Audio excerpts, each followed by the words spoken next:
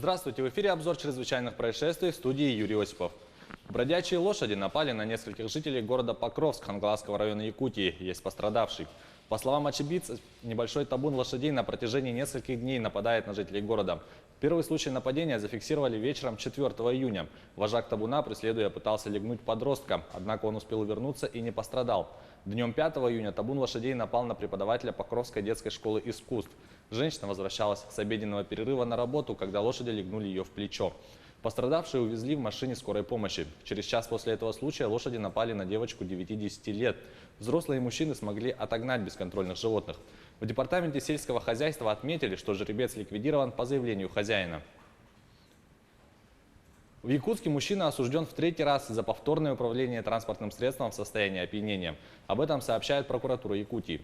Якутский городской суд признал 34-летнего неработающего местного жителя виновным. Установлено, что подсудимый в 2017 и 2018 годах уже был осужден за совершение аналогичных преступлений к обязательным работам и условному лишению свободы с испытательным сроком и лишением права заниматься деятельностью, связанной с управлением транспортными средствами.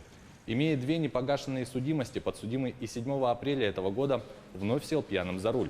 Суд назначил наказание в виде 2 лет и 2 месяцев лишения свободы с отбыванием наказания в колонии поселений с дополнительным наказанием в виде лишения права заниматься деятельностью, связанной с управлением транспортными средствами, на 3 года. Возбуждены 2 уголовных дела в отношении неустановленного сотрудника Удачинского районного отдела судебных приставов, сообщает пресс-служба управления ФССП по республике.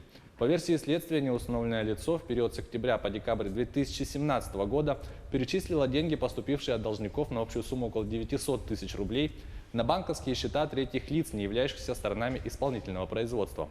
В настоящее время проводится комплекс необходимых следственных действий, направленных на установление всех обстоятельств совершенных преступлений, отметили в пресс-службе. Суд Московской области арестовал на 2 месяца Сергея Хаджаняна, обвиняемого в убийстве бывшего участника боевых действий в Сирии Никиты Белянкина. Следствие считает, что именно он нанес смертельный ножевой удар Белянкину. Свою вину Хаджанян не признал, заявив, что не способен на такое и всего лишь подошел, чтобы помочь человеку. Официально он не работает, занимался автозапчастями и резиной для автомобилей. Ранее до 2 августа был арестован другой фигурант дела об убийстве Белянкина – Нарек Степанян, работавший в баре, возле которого произошел конфликт. Он обвиняется в хулиганстве, совершенном группой лиц по предварительному сговору. Свою вину он также отрицает. Напомню, что в ночь на 2 июня в Красногорском районе около кафе произошла массовая драка. В результате был убит Белянкин, попытавшийся разнять участников драки. Второй мужчина был ранен. Следственный комитет возбудил дело об убийстве и причинении телесных повреждений и хулиганстве. Дело расследует Главное следственное управление Следственного комитета. Всего по делу были задержаны 4 человека.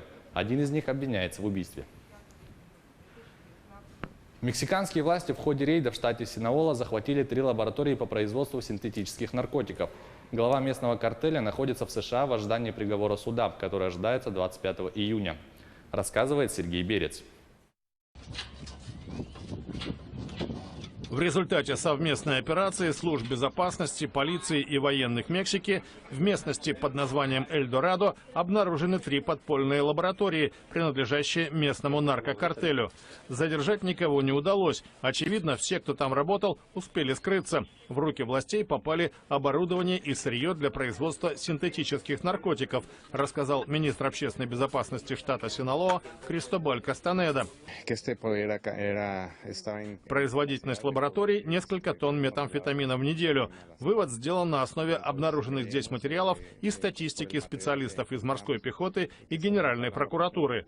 Процесс был прерван на заключительной стадии получения наркотиков. Штат Синалоа – вотчина влиятельного наркокартеля, который до недавнего времени возглавлял Хоакин Гусман по прозвищу Эль Чапо – коротышка. В 2017 году он был экстрадирован в Соединенные Штаты, где завершается процесс по его делу. Приговор ожидается 25 июня. Наркобарон содержится в тюрьме особого режима в Нью-Йорке. Рейд совпал с отказом судьи разрешить Эль Чапо заниматься физическими упражнениями на свежем воздухе по 2 часа в неделю. Это была рубрика «Чрезвычайные происшествия». Берегите себя.